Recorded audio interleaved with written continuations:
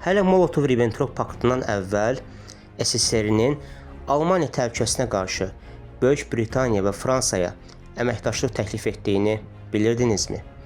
Molotov-Ribbentrop paktından danışarkən çox vaxt Sovet-Alman münasibətlərinin yalnız 1939-cu ilin avqustunda başladığı təsəvvürü yaradılır. Halbuki bu sazişə gedən yol daha mürəkkəb idi və onu başa düşmək üçün bir neçə ay geriyə qayıtmaq lazımdır. 1930-cu illərin ikinci yarısında nasist Almaniyasının sürətlə silahlanması və Avropadakı ekspansiyası Sovet İttifaqını ciddi şəkildə narahat edirdi.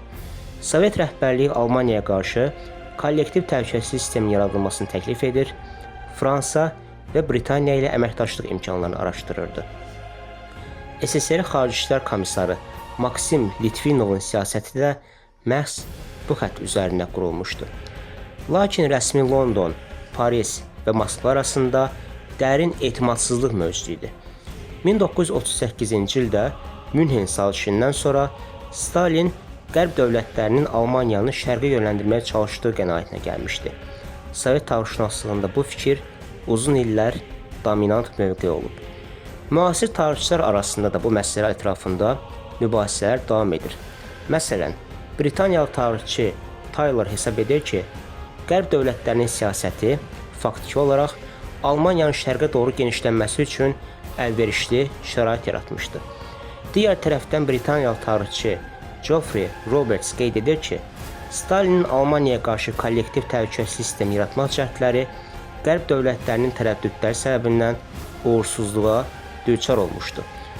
Buna qarşılıq olaraq tarixçi Richard Overy daha ehtiyatlı yanaşma nümayiş etdirir.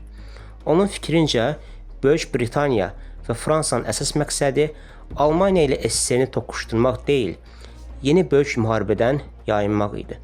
Lakin onların apardığı siyasət nəticə etibarilə Stalinə belə bir təəssürat yaratmışdı ki, Qərb Almaniyanın diqqətini şərqə yönəltmək istəyir.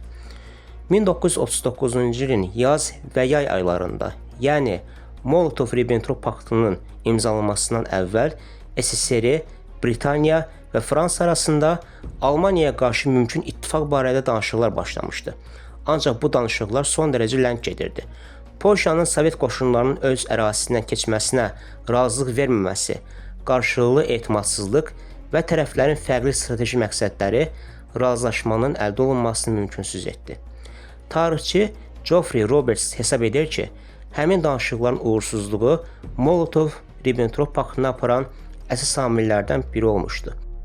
Yəni, Böyük Britaniya və Fransa məqsədi əslində nasist Almaniyasının diqqətini şərqə yönəltmək və Almaniya ilə SSR-ni qarşı-qarşıya qoymaq idi.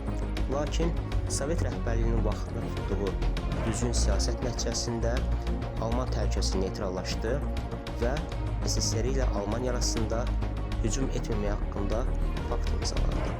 Yəni, Böyük Britaniya və Fransanın siyasəti onu gətirib çıxardı ki, Almaniya SSR ilə yaxınlaşma məcburiyyətində qalmışdı. Beləliklə, 1939-cu il avqustun 23-də Molotov-Ribbentrop paktı imzalandı.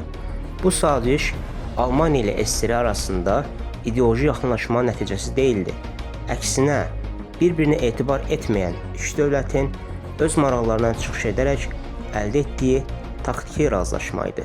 Hitler Polşaya hücum etməzdən əvvəl şərq sərhədlərinin təhlükəsizliyini təmin etmək istəyirdi. Stalin isə müharibəni təxirə salacağını düşünürdü. Ancaq sonrakı hadisələr göstərdi ki, hər iki tərəfin hesablamalarında ciddi səhvlər vardı.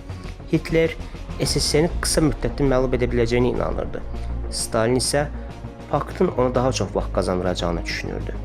1941-ci il iyunun 22-sində Barbarossa əməliyyatı başlayanında məlum oldu ki, 1939-cu ilin razılaşması iki dövlət arasındakı ziddiyyətləri aradan qaldırmayıb, sadəcə onları müvəqqəti olaraq təxirə salıb.